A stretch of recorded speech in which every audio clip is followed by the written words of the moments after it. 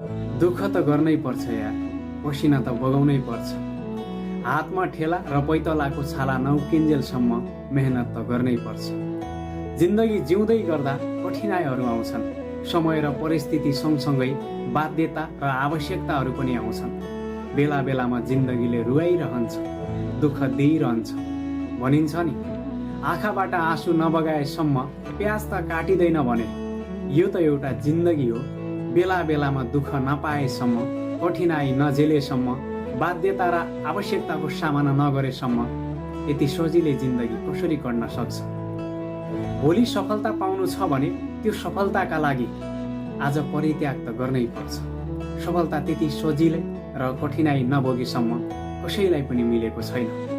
आज पनि इतिहास पल्टाएर हेर्ने हो भने सफल भएका मान्छे अर्थात् सफलता हासिल गरेका मान्छेले कुनै न कुनै बेला खाना नखाएर भोको पेट पनि मेहनत गरेका थिए।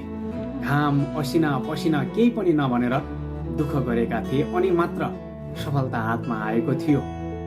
भनिन्छ नि, गलत पासवर्ड हान्दा मोबाइलको लक त खुल्दैन भने गलत तरिकाले काम गर्न थाल्यो भने सफलताको ढोका कसरी खुल्न सक्छ? गलत तरिकाले काम कसैले पनि गर्नु भएन। सही तरिकाले काम गर्नुहोस्, भोलिका दिन